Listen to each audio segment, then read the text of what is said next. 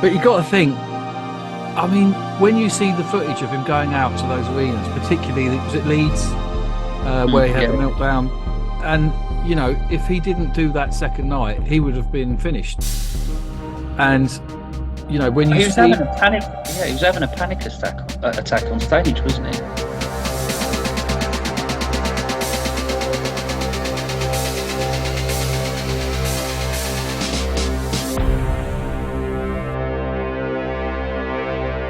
Welcome to the Don't Get So Emotional podcast. I'm Paul, and once again, I'm joined with Tom. Evening, Tom. Evening. And this week, we're going to talk about the new Netflix documentary, which I think was entitled just Robbie Williams, wasn't it? Yep.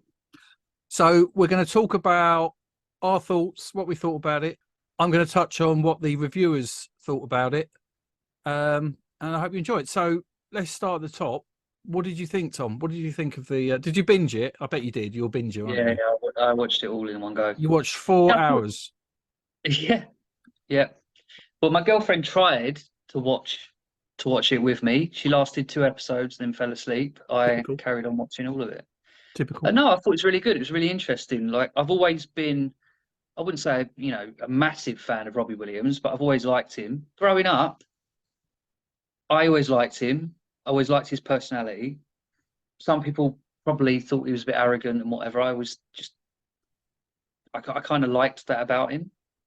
But yeah, just like, I mean, even because obviously in the documentary, he's kind of narrating it and you see him now in it, and he's doing it in his pants on his bed. Pants and vest, yeah. Yeah, in a pair of pants and a vest, Hmm. sitting on his bed, and Nothing wrong with that. I'm sitting in my pants. I'm not. I could You're gonna have be. to prove it now. I'm joking. Yeah. No, I thought it was really good. Like, obviously, he's had a bit of a hectic life, drug problem, and I thought it was really good, really interesting, at least. Anyway. Yeah. Well, the funny thing is, I've got Netflix, and every now and then you think, should I be paying for this Netflix? Because you've got all the other stuff, and I don't watch terrestrial telly a lot. I watch YouTube. No. I watch Same. YouTube. I watch Prime, and I think it's one called Phoebe. And occasionally you think, should I be paying for Netflix? And what they do virtually every month is bring something out that is worth watching. So Netflix have done a few biopics. So they did a Arnold Schwarzenegger biopic, which I thought was really good. They just brought out Sly. Yeah, I watched it. To be honest, I watched it after watching the Robbie one, and I wasn't as entertained. They've also done the Pamela Anderson and David Beckham. I haven't watched either of those. Just going to give a bit of insight into the actual show. So it was directed by Joe Perlman. Have you seen any of his other films? No. He's done a documentary on Lewis Capaldi. And he also did a documentary with Bros, which is there's a cat behind you. Oh God! No, he also did a documentary with Bros, which is absolutely epic. But Well, I actually watched the Lewis Capaldi one. Did you? That was really good. Yeah, I couldn't finish it. It was highly depressing. Yeah, but it was good. Can I just say, one of the things, whilst we're talking about Lewis Capaldi, one of the things that I think is important to note about Robbie Williams is when Robbie Williams has fucked up or done something bad or whatever, he gets slated, okay? And it is relentless from the press.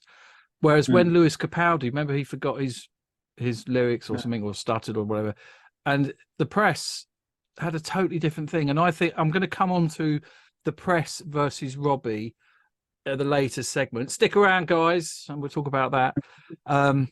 But yeah, I'm going to give you my take on the film. It was interesting to note, Robbie posted on Instagram today, he was sent lots of texts from people that either were mentioned in the film or his friends. And what he said today is, I have felt despised to my core. I was an embarrassment. I have felt worthless no matter what I have achieved. And today I don't. So it's kind of like this documentary has been kind of healing for him. And let me give you Well, my yeah, thoughts. I liked the concept of the documentary because the concept of the documentary was him watching footage that he'd never seen before, or Mm. claimed to have never seen Yeah, before. I doubt he hadn't That's seen any of it. Well, I don't know. There was obviously a lot of footage, and Mm. because of how potentially painful some of it was, maybe he hadn't seen it. But I did like the concept of essentially the documentary was him watching all of this footage, and kind of reacting to it at the same time we are. Yeah. But obviously with the added thing that it's his life. The thing is, Yeah, I thought I think Robbie is. I mean, he wants to be loved. Okay, he wants to be adored, and he's very talented. He's good looking, but he is so funny. Excuse me, can I ask you a favour? It's not for me, it's for my mum. For my mom. There you go. What'd you do that for? Oh, you ruined it! That was brand new, that was! She only wanted to borrow your charger. She's about to win a Matchmasters tournament. Hurry up, sweetie. Can I get the charger or what? Yeah. I mean, I can remember he was on Graham Norton, and they asked him what was the weirdest thing a fan gave him, and he said herpes. Herpes, yeah. I remember watching those with Justin Timberlake. Yeah, and that's Justin right. Timberlake literally moves away from him. Like... And also, I mean, I was basically playing his greatest hits today just to refresh myself, and his lyrics are hilarious. I mean, in Rude Box, he has a line. Hang on, I've got it written here. You don't sweat much for a fat lass. Which, and we'll come on to Rude Box a bit later. So one of the interesting things about the documentary is a normal biopic of a famous person has them revealing about themselves, and then it has talking heads, doesn't it? Talking, and this didn't have any of that. What did you think about that? Do you think it worked without that? Yeah, I thought it worked really well. Like I said, I liked the concept of the documentary. I mean, I just recently watched the David Beckham one, and I thought that was really impressive. It's using a lot of kind of archive footage, and it heavily relies on that. But obviously, that was the whole concept of this particular documentary, is him watching that footage. So it worked really well. I don't like it, all those talking heads things, because you tend to see the same people in a lot of these documentaries. Yeah. Do you know what I mean? And it's like these people are just getting paid to just to be a talking head. But I thought it was really good, and I thought it was original, very original. Yeah. Well, I mean, I liked it. I think I came away from it thinking no worse of him for doing it, actually liking him a little bit more. Well, I mean, like you, I'm not a massive, I wasn't a Take That fan. I kind of grew up with Robbie Williams. Okay, he's 3 years younger than me, so he's kind of been in and out of my life on the news and the media and stuff. So I've seen his work, I've enjoyed his work. Now, I haven't enjoyed all his work. There's some things I don't like. You can't like an artist's entire output, but he's done some fantastic tracks. I'll tell you the ones that I really liked, that I went back to today. Right, so I like Shame, which is the track he did with Gary Barlow. I like Morning Sun. That's the video where he's an astronaut. And one of the things to mention, Robbie Williams videos are fantastic. They're like little movies. They really are good. She said I could be, she said I should act. Yeah, okay. Did you have a relationship with her? With Nicole Kidman? Yeah. No. No, okay. Now I can tell you're lying. No, it's just for entertainment. Okay, all right. Camera 4. Camera 4, you are my friend. Camera 2, you are not. Camera 4. I love the Rude Box album, but I don't like the Rude Box track that much. To me, it was a little bit, I don't know. What do you think? I mean, it was okay. It was funny, but... Well, I think it probably makes more sense if you understand the context of his taste in music. So prior to him being in Take That, he was quite a heavy hip hop listener, and sort of, and not your kind of mainstream hip hop. It was more maybe niche or I don't know. But he talks about it in the documentary. He'd be listening to a particular hip hop track, and then he'd go in and be doing his take that stuff, and it was, the contrast. I don't know. I quite liked it. Remember, I'm a lot younger than you, so yeah. when So one thing for the viewers, yeah, we went somewhere once. I won't say where we went, Tom, because it will embarrass you. But we went somewhere once in our lunch hour, because me and Tom used to work together, and we went in our lunch hour, and someone said, "Am I your dad?" Do you remember that? yeah. Cheek. What a cheek. Well, that's what I'm saying. I'm a lot younger than you. Yeah. So, Well, I'm a 70s kid, and you're well, when were you then, born? okay. When were you born? Hang on. Let's put it in perspective, right? His first solo album, I think, come out in 1998. Right. I was 10. And I'll tell you what, another of the tracks that I really like is Advertising Space, where he's impersonating Elvis. I really like that. I think he's got the talent to come up with some really good hooks and really good lines. Obviously, everyone knows Robbie Williams for Angels. To me, I'm not a massive fan of Angels. It's a bit like Oasis's, Wonderwall. Wonderwall. It's just it was overplayed and over karaokefied. Yeah, that's it. It's one of those karaoke classics. It's just one of those songs that people can sing along to. I don't know. You could probably find some personal meaning in it or whatever, but I think he's got a lot better songs than Angels. I just wanna feel real love. Nice try. I got so much love. I've got so much life running through my veins. Nice car. Keep it up. I think it was interesting to see Jerry Halliwell in the documentary. Now, I've never really thought much about Jerry Halliwell. Why would I? But I actually came away thinking she was really nice. When she was talking to him in the car, and I thought it was a shame what happened to their relationship, which was destroyed by the tabloids. Let's face it. Yeah, but he was told that it was her that was arranging for all the paparazzi to be there, which is interesting. Was that was mentioned in the documentary? But do you think it's true or not? Well, you never know. I mean, this would have been at a time when the Spice Girls' fame would have been calming down a bit. Yeah, she was on a solo career probably then. Yeah.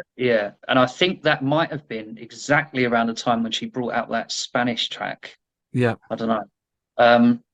So, I mean, it's not uncommon for celebrities to have kind of relationship with tabloid newspapers.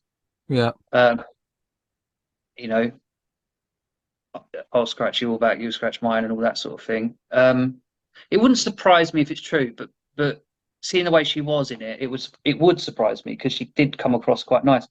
Very genuine. I think I remember that happening, but only in the context of seeing it in the tabloids. So it was.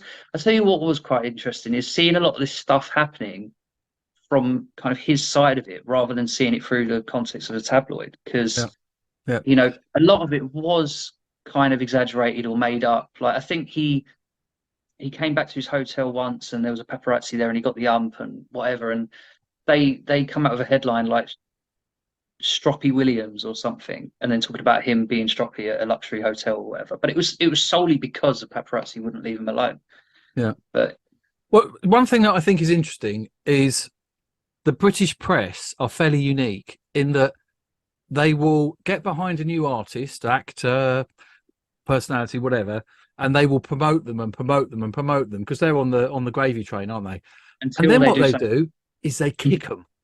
And they kick them on the way down, and it's happened time and time again. It's happened with Boy George. It's happened with countless people.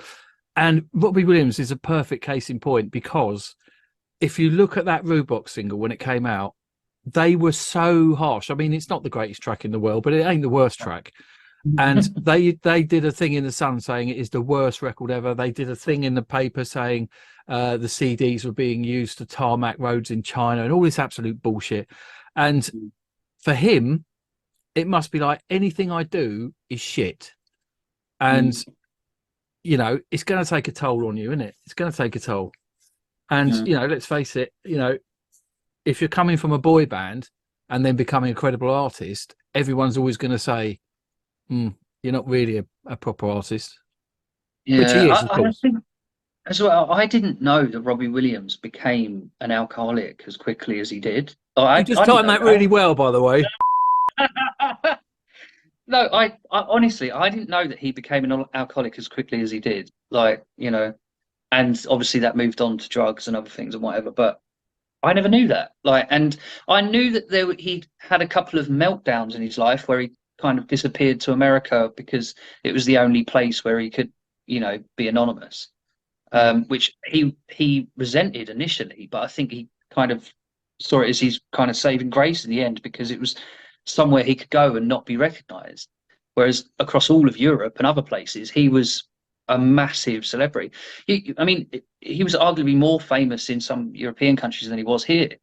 And you could see in the documentary the way his fans responded to him and them at his shows was just so different from when he performed in the UK. There's one of those clips, I think, where he's actually greeting the fans and he says, that wasn't very nice, was it? You know, where he's dismissive to them. But you got to think, I mean, when you see the footage of him going out to those arenas, particularly, was it Leeds, where he had the meltdown? And, you know, if he didn't do that second night, he would have been finished, you know, as a career, he would have been bankrupted. And, you know, when you he was having a panic, he was having a panic attack on stage, wasn't he? Yeah. And, you know, you got to feel for him. Let's talk. I mean, I think we can both say, we can both put our hands up. We can both put our hands up. We enjoyed it. You know, we thought it was a good documentary. However, the British press, being the British press, guess what they've said? Well, let's have a little look. Okay, so we'll talk about the Financial Times. What the Financial Times know about a fucking music documentary is anyone's guess. But anyway, they've jumped in and they've given it 3 stars. Well done, Financial Times. No one cares about it. 3 out of 5. 3 out of 5. And they call it a carefully managed narrative. They say perhaps it is the sign of inner peace. He no longer worries about entertaining us.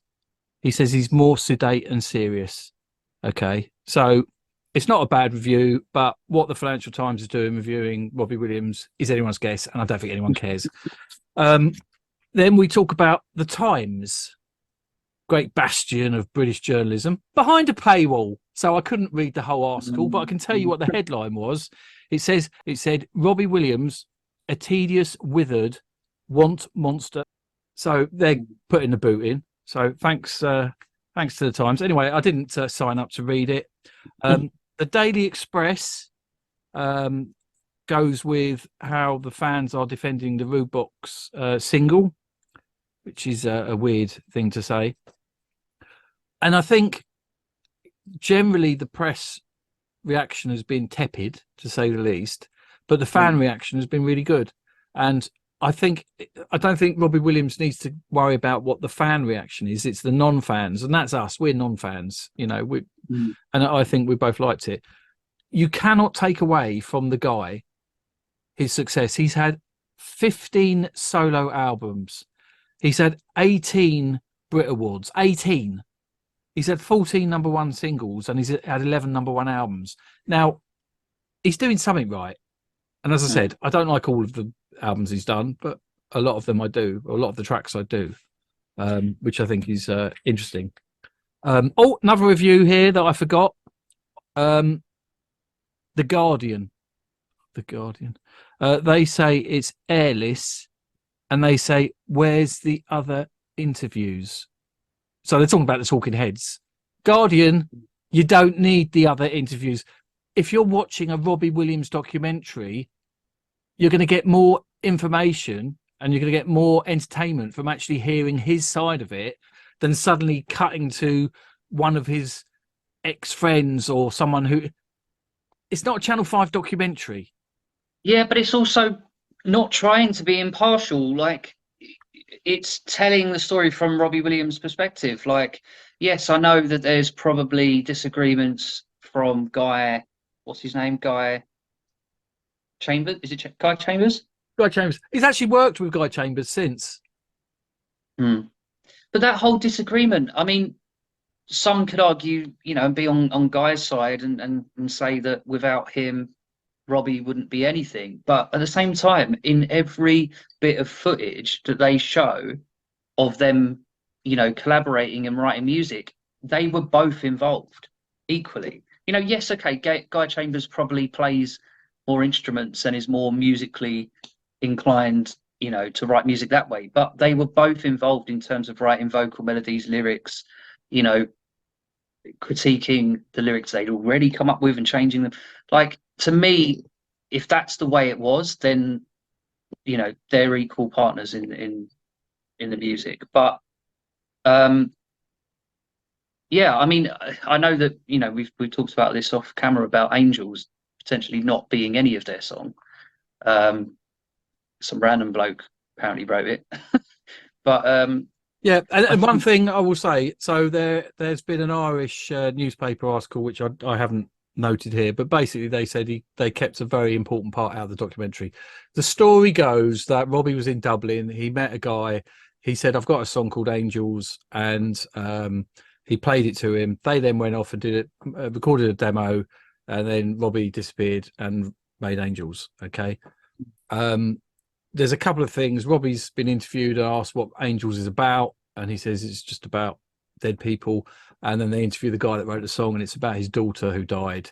And in Ireland, they call a dead baby an angel. So his song was called "I'm Loving Angels." So, or "I'm Loving Angels" instead. But it's also worth noting there wasn't a chorus in the original demo. Yeah. So Robbie and Guy must have wrote that. Look, at the end of the day, and you'll see in the documentary, Robbie Williams was on the verge of being dropped by the record label. Yeah. And then Angels come out and it changed his life. So again, you can argue that without Angels, he wouldn't be where he is today. But at the same time, it wasn't a complete song. They added their sort of thing, and they paid the guy. They paid him $7.5 grand, and he actually said that. Was it just some homeless guy at the time, or busker? The busker, yeah, and he said it's allowed him to go on and do other music. I think probably there was a germ of an idea, and they took that germ of an idea and then built it into the track that it is, which is very different to what they probably did back in then. But I don't know if you've got an idea about that. You can pop it in the comments. We love the comments. We've had some very weird comments, I will say. From people. We don't filter them, we don't delete them, we leave them there. We respond to them if we feel it's appropriate. And this is a very important time to say we are a new channel. Me and Tom are doing this. This is not our full-time job. How could it be? We're doing this because we want to just create content and do something that we hope people find interesting, and we know with the episodes we've done before, people have really enjoyed them. So if you are enjoying them and you're seeing this and it's all free content, help us out. Smash that like button, share the show with your friends. It means a lot to us, and it helps us grow the channel, because we've got big dreams for this podcast moving forward. That's the end of that. Let's carry on. So I would say, in summary, it was a good opportunity. I'm glad they did it. And I really enjoyed the 4 hours. No, was it 4 hours? Was it an hour an episode? I think they were. Yeah, around that. Yeah. I mean, About an hour an episode. I enjoyed it, and you agreed. I think it was. I think, you know, I really did grow up on, you know, people like Robbie Williams, because I was only a child when he first kind of got successful. A lot of people say you still are, Tom. To be honest with you. I was a child when his solo career really took off. So I have, you know, grown up with him, and I've always liked his music. You know, obviously more, you know, some songs better than others, but I think it was nostalgic. I thought it was really insightful into, you know, a lot of things I didn't know. Like I said, I didn't know his drug problem or alcohol problem was as bad as it was. I didn't realize that he had such a, you horrible relationship with the press. I remember seeing all these stories in the press, but you just think, as a kid or whatever, when you see these things, this is the gospel, it's the truth or whatever. This is the news, yeah. Yeah, but seeing it from his perspective, especially in, when he was with Jerry and how that ended up affecting that, because that looked like it could have ended up being a really good relationship, but I thought it was really happened. nice to see where he is today. Okay, Yeah. he's worth millions. Okay, Yeah, he's super. One thing I think that the documentary showed is that money doesn't necessarily equate to happiness, because when he had as much Yeah. money, he wasn't happy. But now it was the UK. He wanted to be respected and appreciated in the UK. He knew that he was loved in all these other European countries and other countries, but whenever he came back to the UK, that's when he felt nervous. That's when he felt like he was being scrutinized. Yeah. Well, So, what I was saying is it's nice to see in the documentary his family. Now, obviously, they don't show the whole family. They show his wife and his daughter. And his daughter, I think, will probably go on and do some fantastic stuff. But seeing him with her, I mean, there's a bit where she looks at the footage and doesn't recognize him, says, "Who's he?" who's that? Yeah. Do you know what I mean? So I think from that perspective, it was nice to see the family, and I'm glad he's happy, and I'm glad he's doing well. And one thing he did say in one of the interviews is what he wants people to say once they've watched the 4 hours. All he wants them to do is turn to their friend and say, "That was all right. I'm going to bed." So to end this podcast, I would say, I thought it was all right. You know what? I'm going to bed.